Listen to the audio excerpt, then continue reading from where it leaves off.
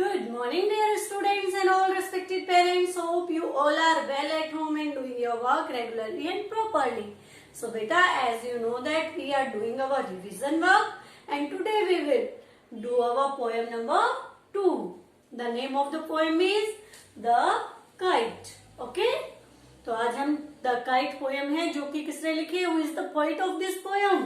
Harry Behn is the poet of this poem. Okay, so let's start our poem. Look here. How bright on the blue is a kite when it's new.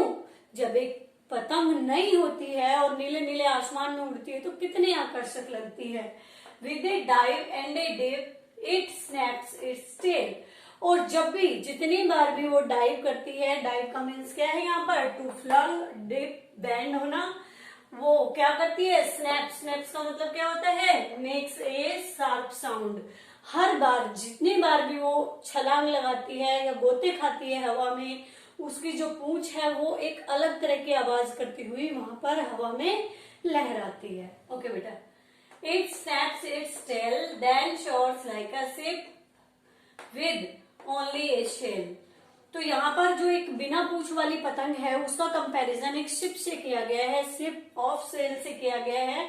Only A cell, एक cell वाले ship से किया गया है. तो जिस time जो पतंग है वो क्या करती है, जब हवा में वो हवा की लहरों पे सवार हो जाती है तो एक शिप की तरह दिखाई देती है, जैसे कि एक समुद्र में कोई शिप जा रहा हो. As over tides of winds its ride. देखिए भाई, राइड्स का मीन्स क्या बताया है? सीट ऑन द बैक कहते हैं. और जैसे ही हवा का झोंका चलता है, वैसे ही हवा का एक झोंका आता है, वो क्या करती है? हवा की लहरों पर सवार हो जाती है. कौन? एक पतंग हवा की लहरों पर सवारी करना शुरू कर देती है. Climbs to the crest of a gust and pulls then seems to rest as wind false.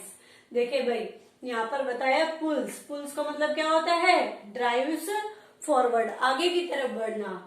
Flap का मतलब होता है फ्लटर्ड. रेस्ट का मतलब क्या होता है? लेजर, यानी आराम से रेस्ट करना, रेस्ट की पोजीशन में आना. और फॉल्स का मतलब स्टॉप, रुक जाना. और यहाँ पर देखिए नेक्स्ट, ब्लोज का मतलब होता है रनिंग ऑफ विंड, हवा का चलना. तो इस पैराग्राफ में आपको देखिए यहाँ से बताया गया है कि जैसे ही हवा का एक झोंका आता है वो उसकी लहरों पर सवार हो जाती है पतंग और उड़ान भरने लग जाती है. और ऐसा लगता है जैसे कि समुद्र की लहरों पे कोई शिप जा रहा हो. और इसके बाद बताया गया है climb to the crest of a gust and a pull. जैसे ही वो हवा का एक झोंका आता है वो उसको धकेलता है आगे की तरफ और वो एक उड़ान भर लेती है. आपको पता है जैसे ही आप पतंग को उड़ान भराते हो, जैसे ही हवा भरती है उसके पंखों में, वो ऊंचाई पर हवा उसको धकेल कर ले जाती है.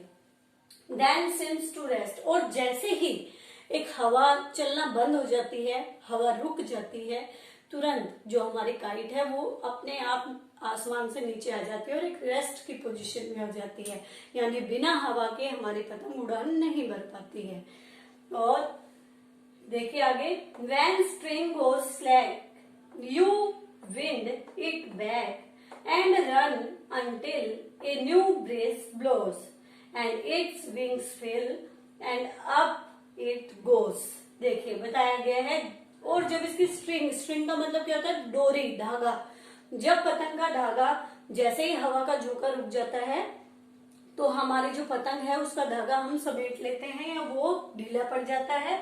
और तब तक वो वेट करते हैं हम जब तक कि एक नई, यहाँ दिया है न्यू ब्रिज ब्लोज, और ये तब तक हवा में नहीं दौड़ पाती है जब तक कि एक नया हवा का झोंका नहीं चलता है. और जैसे ही एक नए हवा का झोंका चलता है, यानी जैसे ही हवा चलनी शुरू हो जाती है, इट्स विंग्स फिल, उसके जो पंख है हमारी पतंग के वो हवा से भर जाते हैं और ये आसमान में ऊंचा जाना शुरू कर देती है, ऊपर उड़ना शुरू कर देती है. फिर से भाई, पतंग आसमान में जैसे ही नई होती है उड़ना शुरू करती है, बहुत सुंदर लगती है. ऐसा लगता है जैसे समुद्र की लहरों पे कोई जहाज सवारी कर रहा हो.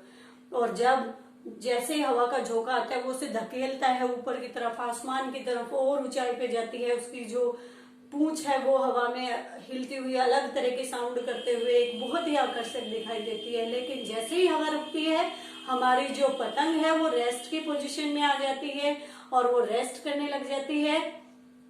और इसके बाद जैसे एक नया हवा का झोंका चलता है, उसके पंखों में फिर से जान आ जाती है, वो आसमान में ऊंचाई की तरफ उड़ान भर लेती है। नेक्स्ट देखिए, how bright on the blue is a kite when it's new.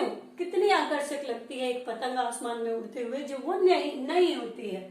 But A Regar thing you never will see when it flaps on a string in the top of a tree.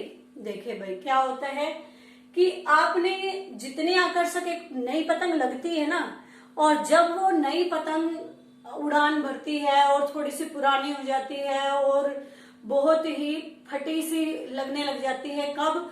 जब उसकी डोरी किसी पेड़ में अटक जाती है। जब आप पतंग उड़ा रहे हैं और आपकी पतंग की डोरी किसी पोल पर या किसी ट्री पर फंस जाती है और वो जो हमारी पतंग है वो फट जाती है और वही डोरी पेड़ में अटकी रहती है और पतंग वही फटी हुई पेड़ पर ही अटक जाती है, तो उस समय उससे भद्दी चीज आपने कोई नहीं देखी होगी। तब वो हमारी जो नई आकर्षक पतंग थी वो बहुत ही भद्दी थिंग्स दिखाई देने लग जाती है जब उसकी डोरी किसी पेड़ में फंस जाती है और पतंग वहीं पर अटक जाती है और फट जाती है। तब हमारी पतंग बहुत ही भद्दी दिखाई देने लगती है।